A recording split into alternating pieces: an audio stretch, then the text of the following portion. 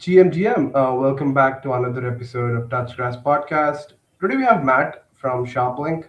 I think everyone has kind of made up their minds when it comes to DATs over the last year, what has happened, and they're kind of already like, we've already seen the end game of it, and they're not seeing what will happen over the years with these kind of treasury companies. And today, with this episode, we kind of wanted to see what are some of the more innovative DATs like Sharplink up to, how are they generating yield, other value for their shareholders, and whatnot, and what's like the future of these companies will be for other digital assets and whatnot. Hey Matt, how are you? Welcome to the show. Doing well. Thanks for having me.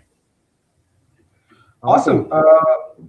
I do want to Why start don't off. Uh, we were supposed to do this IRL in Hong Kong.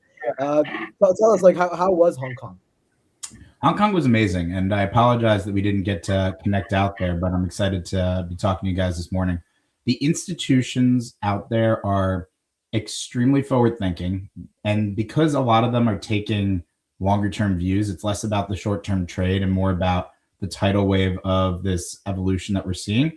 I think that they were extremely receptive to not only the Ethereum opportunity, but also talking to them about, Sharplink and what we're doing differently and how we think that aligns with kind of a more institutional mandate. And so we had a lot of great meetings out there. We spoke to a lot of very forward-looking folks, and I'm excited for some of the follow-ups that's going to lead to.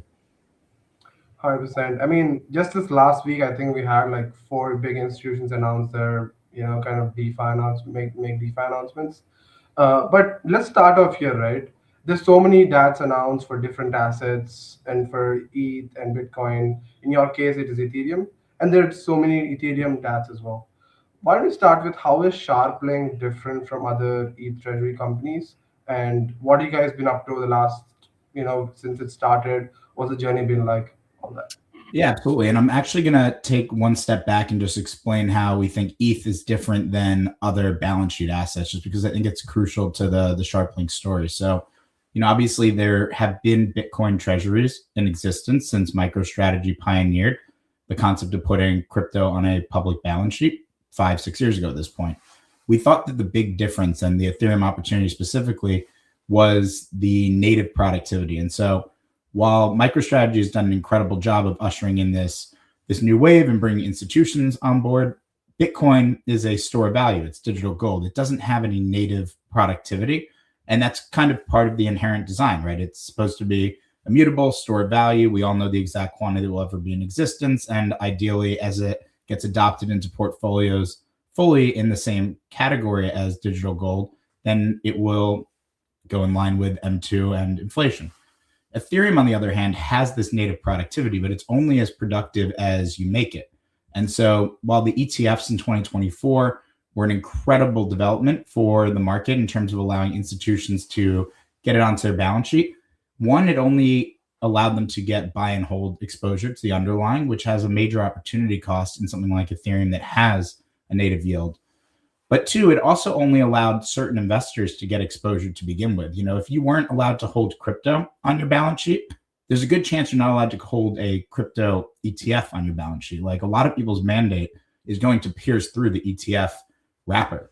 And so the same benefits that we saw from like a MicroStrategy putting it onto a public balance sheet, we saw that with Ethereum, but we saw it turbocharged by the ability to generate that native yield. And that's what we think Sharplink is doing differently. So day one, we staked 98% across native staking, liquid staking.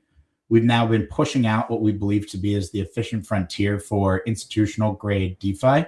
And we did a large deal that we can talk about later with our partners at Linea and EtherFi and Eigencloud. We did that in conjunction with our qualified custodial partner, Anchorage. And we went out and earned on-chain yields without having to leave the qualified custodial environment.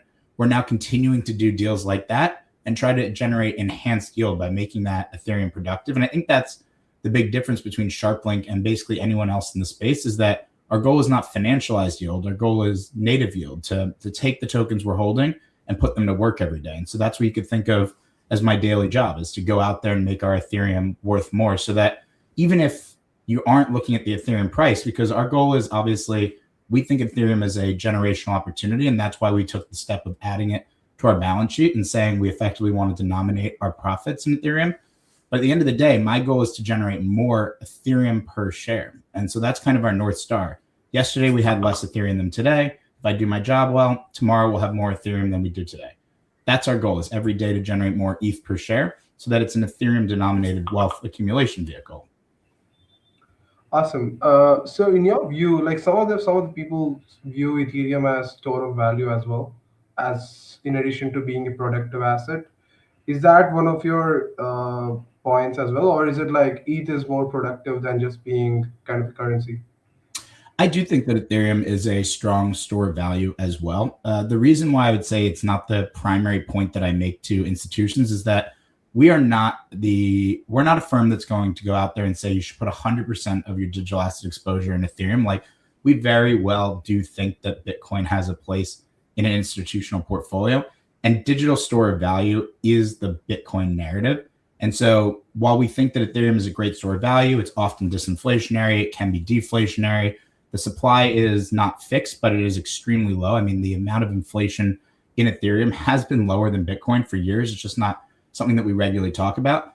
But because the massive selling point for Ethereum as its marginal value is the programmability, composability, and we believe to be the future of finance, it's just not part of the, I'd say, like, primary narrative for institutions. We're not trying to confuse the two. So in my opinion, it's a tailwind for the asset that it's a good store of value.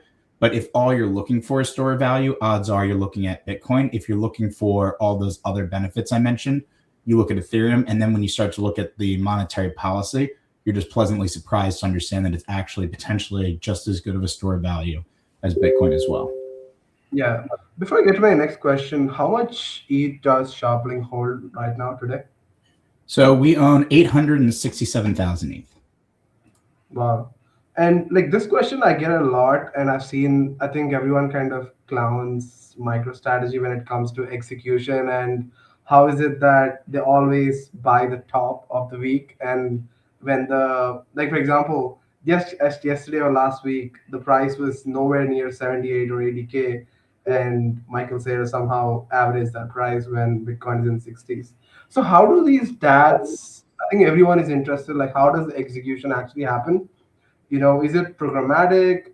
Do you just wait, because your goal is to maximize the number of tokens you own?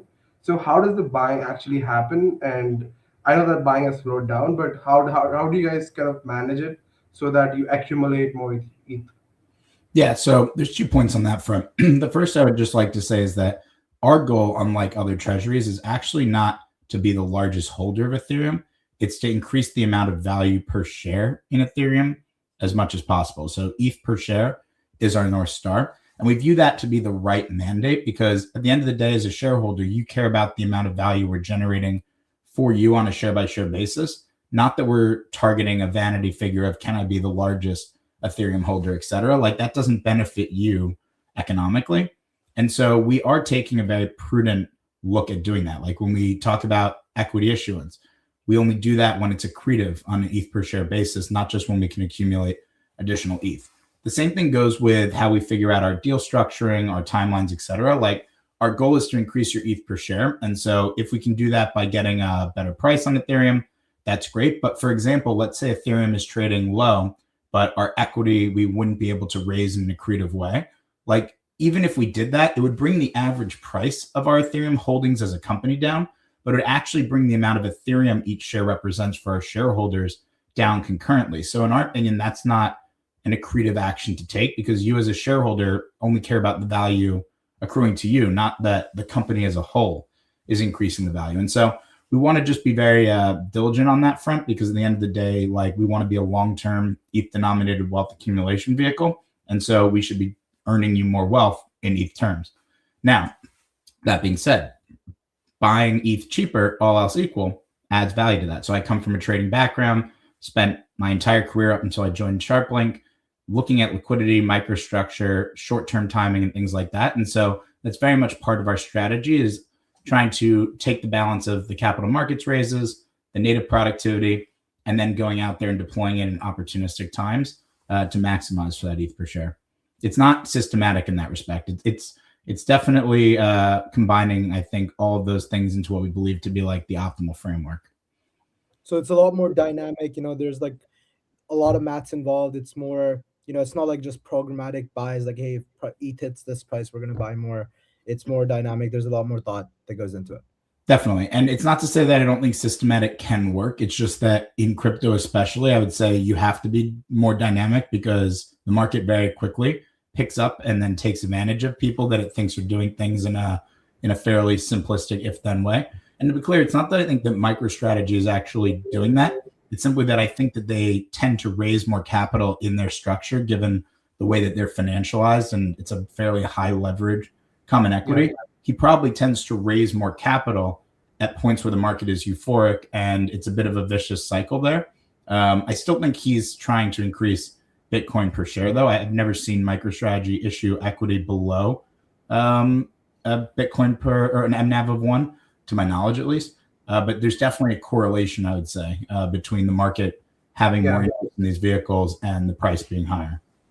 I think like a similar example, it's not that related, but more like buybacks for audience to understand. Where take Hyperliquid for example, right? They don't care about the market. They're just gonna buy with their entire fees every day, regardless of the price. Many argued against it because why are you buying when market is euphoric at all-time highs and you just stop blasting all your valuable revenue when you could have bought incredible amount of more supply in these levels? So there's like benefits to both, and I think being a bit more dynamic and being more thoughtful is important, because when you need the most, this kind of buying is needed the most. Some of these vehicles are not available and they're out of cash. So it's kind of good to hear that some of dads like yourself have the capital left over where you can kind of deploy during these times and not just ride the wave of your euphoria. Exactly. And then, Matt, you also mentioned that there's like a yield component to this.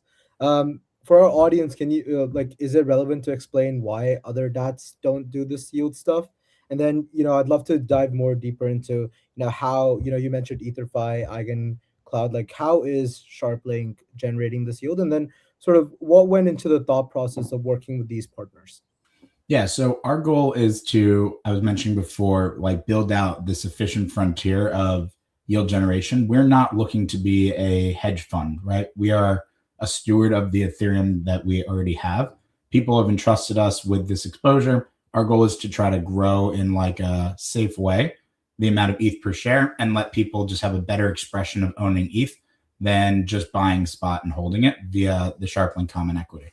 So when we look at some of these opportunities, our goal is to sit into that category that kind of Vitalik references as safe DeFi. But we also want to elevate the ecosystem as a whole and make it even, I would say, higher risk reward for institutions to participate. So the deal you mentioned, it was a 3-part deal with our friends at Linea, EtherFi, and Eigencloud. We minted a liquid restaking token, bridged it over on the layer 0 to Linea. All of that was done with our partner at Anchorage to stay within the US qualified custodian.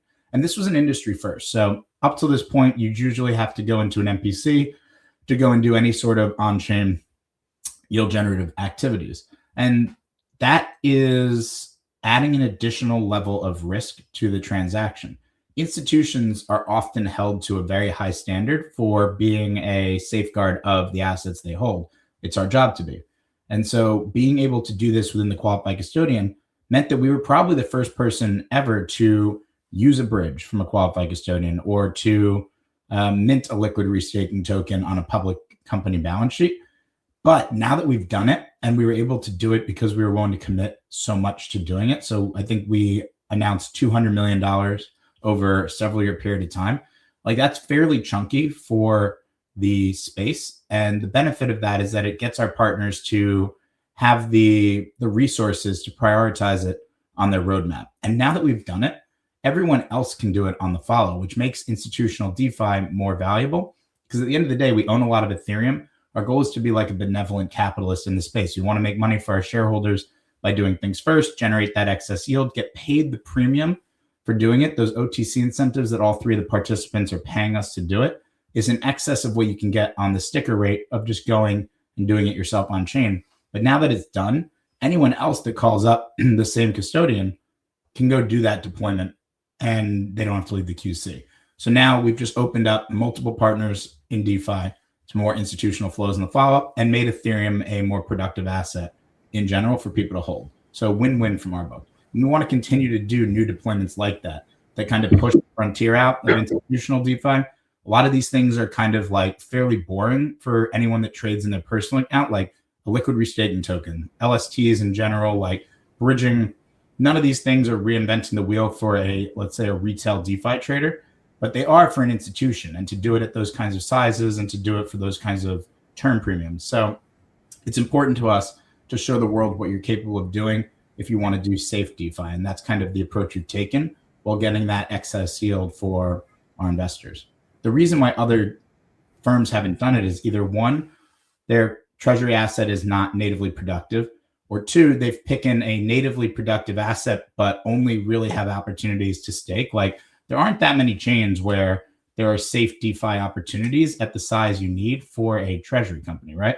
They would ultimately end up having to bridge back to the EVM world at some point if they wanted to go generate the yield. And while I could see some of them doing that, it might be a bit of a antithesis to their mandate. If you see someone that holds, insert layer one here token, bridging back to Ethereum just to go get their yield, probably not the best look.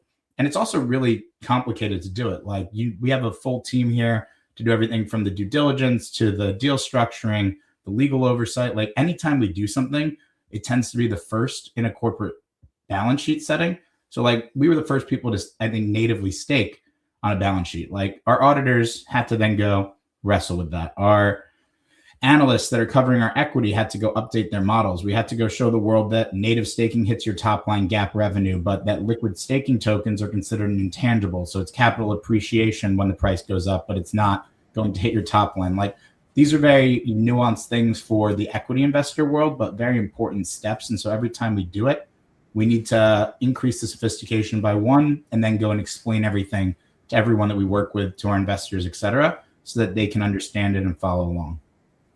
100%. I mean, speaking of equity investor world and communicating with them, a lot has happened in the Ethereum land recently. Vitalik has come out, he has made all these statements, and most recently he said that kind of about the L2 roadmap and focusing on scaling the L1 and whatnot. How is that communicated to the equity investors? Because the level of sophistication is different. They operate in a different land, and as you said, for someone DeFi trader, liquidity staking or staking can be commonplace, but for others it can be highly sophisticated. And when all these changes are being made with their large investments, how is that usually communicated when crypto moves at such a fast pace? Yeah, so every time we do a new partnership, we actually spend a considerable amount of time on the follow-ups, educating the market as well as our investors, as well as getting the information out there for the analysts to pick up. So like when we went and did the Linea EtherFi Eigen deal, like we had to go and explain to the world what is a liquid restaking token. Like what is EtherFi? Why do we believe that this is blue chip safe DeFi? Like what risks do we think you're taking marginal to staking? Why do we think it's the right risk reward? Linea, what is it? It's an L2. Okay, great. Why do we think that it's the right risk reward? Why Linea? What is the benefit of that? It's like, okay, it's basically like EVM identical. Like, okay, that's great. Not only from an ideological perspective, but also from a code base review perspective. Why Eigen? What incentives are they giving you?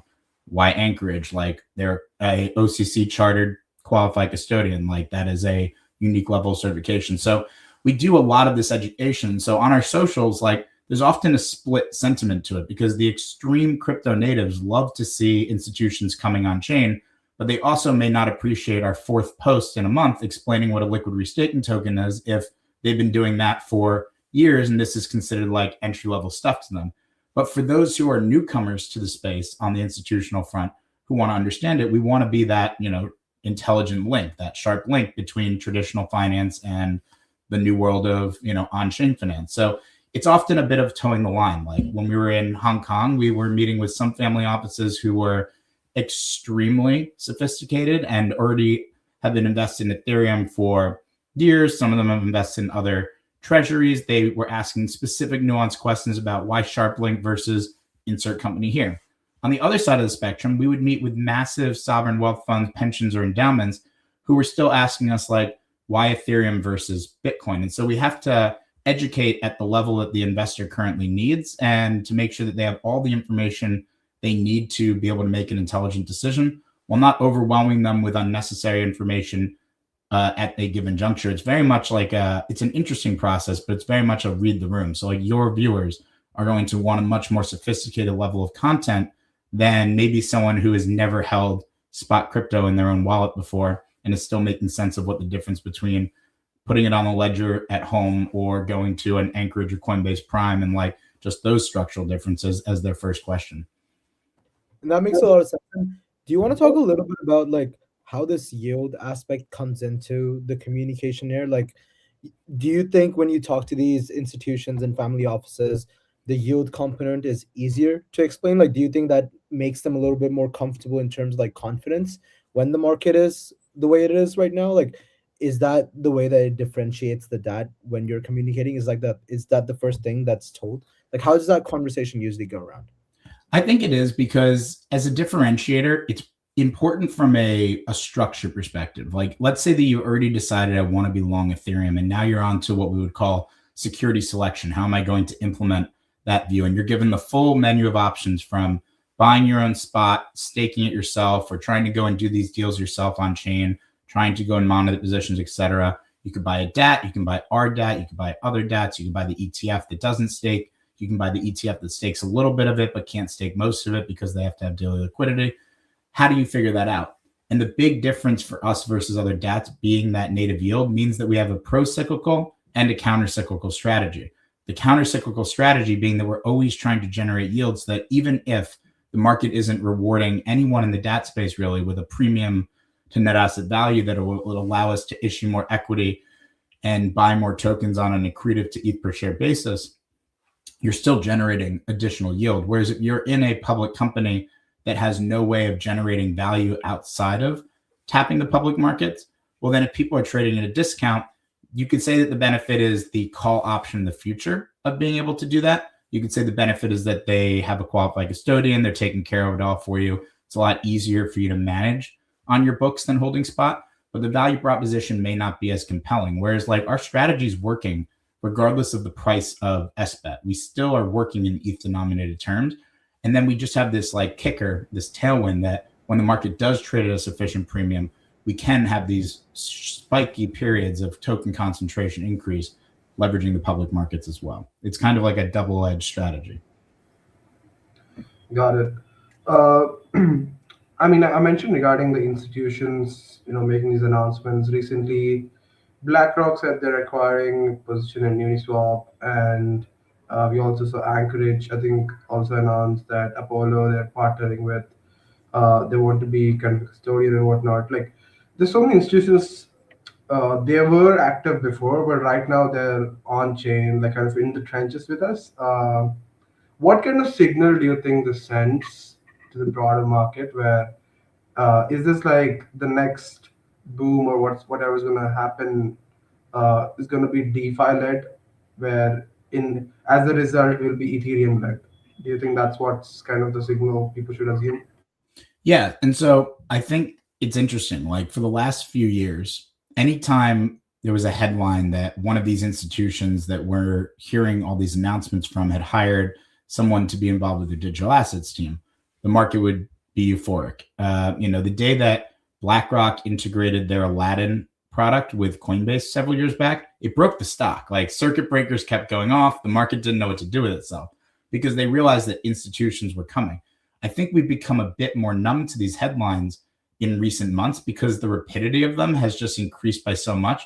The funny thing is that these headlines are no longer a pre-announcement of the announcement. Like we hired someone to explore doing this that eventually might do this. Like these headlines are like, hey, we launched a $100 million stable coin, or hey, in the next 90 days to 6 months, we are going to tokenize X, or Larry Fink of BlackRock on their earnings call literally saying, we're going to tokenize everything. Like the iShares fund complex is $4.5 trillion. Like that would dwarf the current amount of TVL on Ethereum 10 over.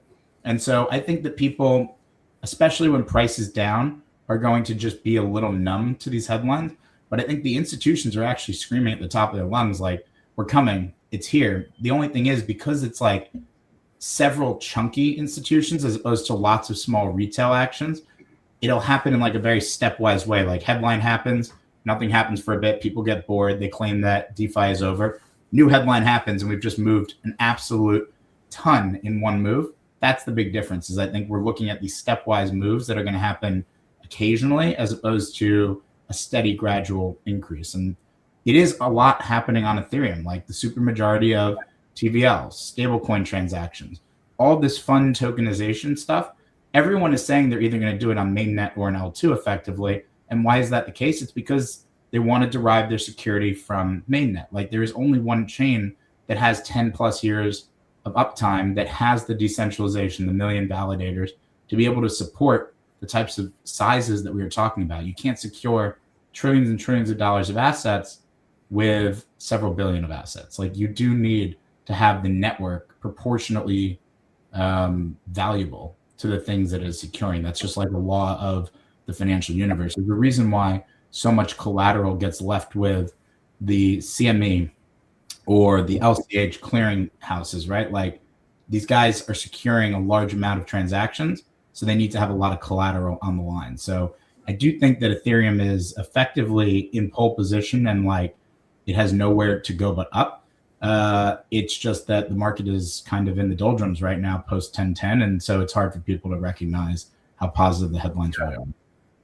Yeah, even I've been following ETH, and I've been always bullish ETH in terms of just the chain, may not be the price, but I've kind of turned this corner around this over the last couple of months, and probably the Vitalik's post kind of marked the kind of bottom for me in terms of like sentiment and whatnot. But I kind of see, like, I think someone said this perfectly, where everyone was